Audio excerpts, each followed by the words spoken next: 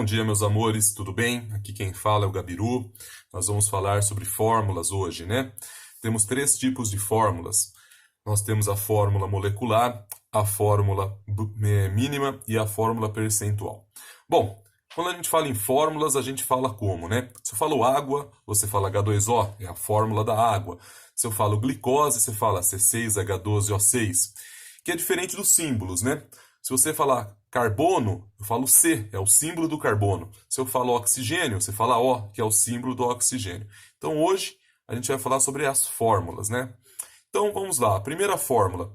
Fórmula molecular ou bruta. Ela fala quais e quantos átomos de cada elemento constituem a substância. Então se eu falo assim, ácido sulfúrico, você fala H2SO4. Eu tenho 2 átomos de hidrogênio, eu tenho um átomo de enxofre e eu tenho 4 átomos de oxigênio. Então, essa é a fórmula molecular, ou também chamada de bruta.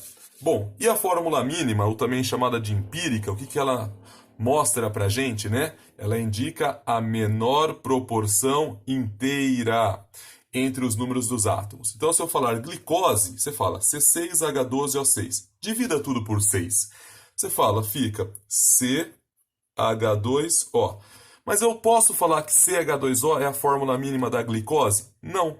E pode ser que exista outra substância que tenha a mesma mínima. Por exemplo, ácido acético, o ácido do vinagre, C2H4O2. Se você dividir tudo isso por 2, fica CH2O.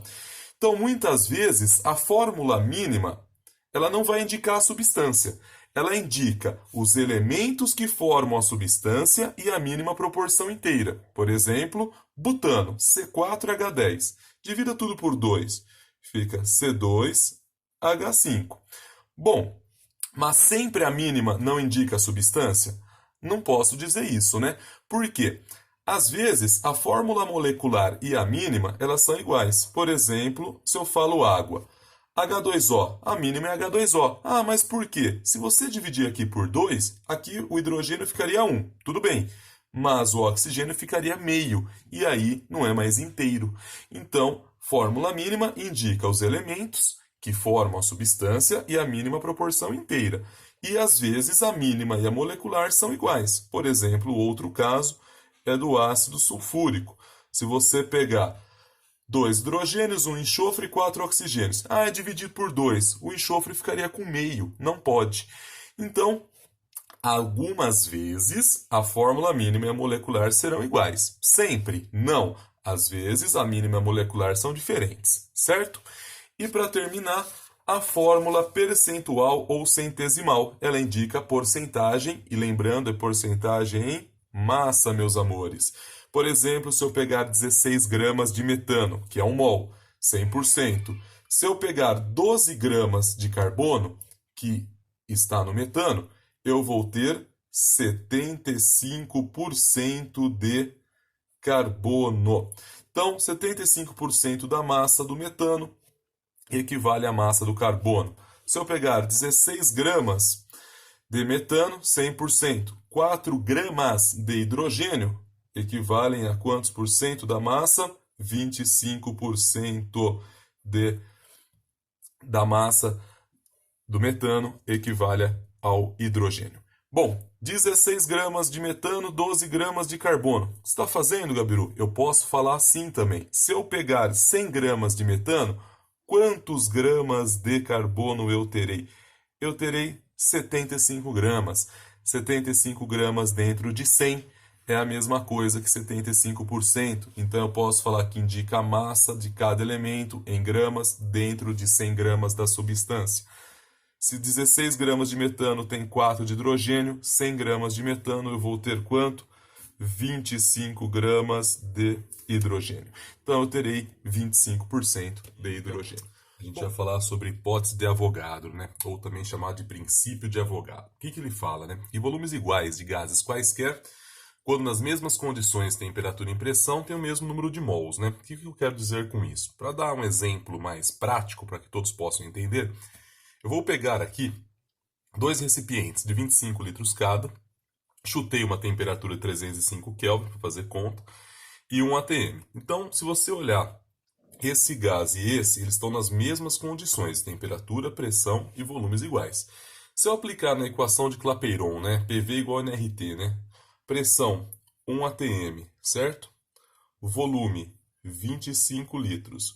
N é o número de mols. R é a constante universal dos gases, 0,082 atm vezes litro, dividido por mol vezes Kelvin, vezes 305 Kelvin.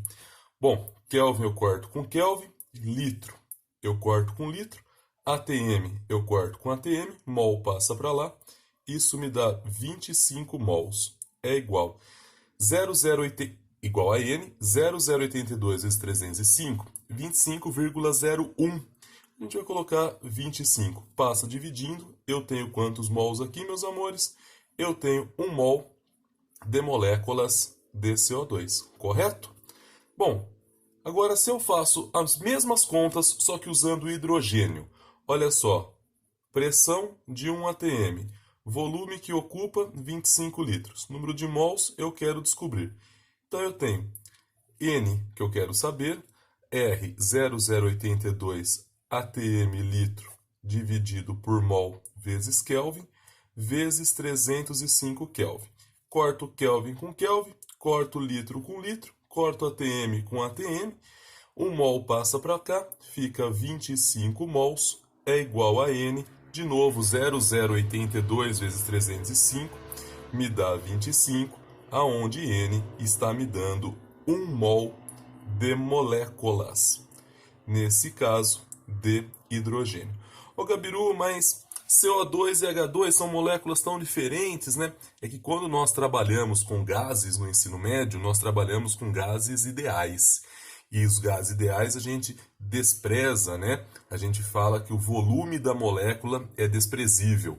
Então, por isso que você acaba podendo ter, nas mesmas condições, temperatura e pressão e volumes iguais, o mesmo número de moléculas, né? De mols, no caso aí.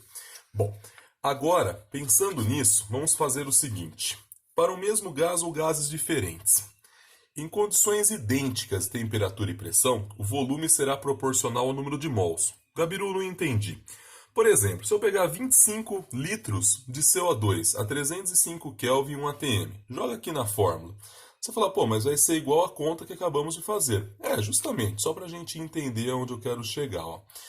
Quanto que vai dar o N, né? Aqui, se você fizer toda a continha de PV igual a nRT, né?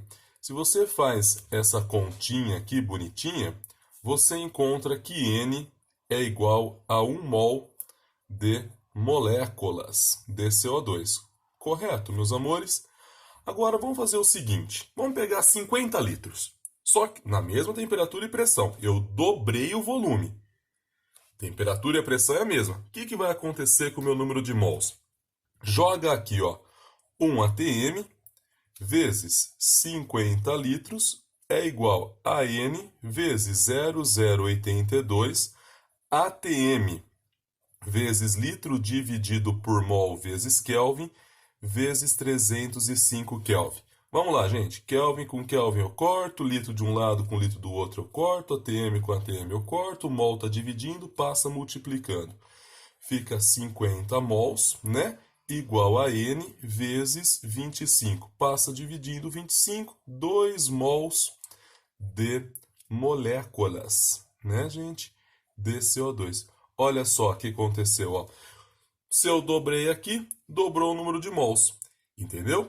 Então, se é o seguinte, se eu tivesse triplicado o volume e mantido a temperatura e a pressão, o número de mols tinha triplicado. Essa parte é muito importante para a gente entender. Por que é importante, né? Porque quando a gente pega uma reação química gasosa, por exemplo, 3 mols de H2 está para 1 mol de N2 para 2 mols de amônia. Se eu falar que eles têm a mesma pressão e temperatura, eu posso falar que 3 mols de H2 ocupa 3 volumes. E 1 mol de N2 ocupa 1 volume. E 2 mols de amônia irá ocupar quantos volumes? 2 volumes. Então, se eu pegar aqui, ó, eu sei que 3 volumes reage com 1 para formar 2. Então, por exemplo, né, se eu tivesse 3 litros de H2, eu precisaria de 1 litro de N2 para que eu conseguisse formar aqui 2 litros de amônia, certo? Bom, falando em gás, sempre aparecem questõezinhas relacionadas a volume molar, né? O que é volume molar de um gás? É o volume que um mol de gás ocupa. Só que é importante demais a gente lembrar que um mol de qualquer gás na CNTP ocupa um volume de 22,4 litros. Mas, Gabiru, o que é CNTP, né? Significa condições normais de temperatura e pressão. Bom, qual que é a temperatura que foi considerada normal? 0 graus Celsius. Convenção, padronizaram, então a gente tem que aceitar. E a pressão? 1 atm, 0 graus Celsius, 273 Kelvin. 1 atm ou 760 ml de mercúrio. Então, qualquer gás, não interessa o gás, na CNTP, 1 mol vai ter um volume de 22,4 litros. Então, peguei um exemplozinho aqui facinho. Ó. Calcule o volume ocupado por 32 gramas de metano na CNTP. Dados que 1 mol de metano, né, tem massa de 16 gramas. 1 mol 16, 32 gramas, quantos mols nós iremos ter? 2 mols de moléculas de CH4, correto? Bom, eu sei que se 1 mol 22,4, 2 mols será igual a 44,8 litros de metano. Belezinha? Era isso, uma aulinha tranquila, espero que você tenha entendido. Muito obrigado, um grande beijo, bons estudos!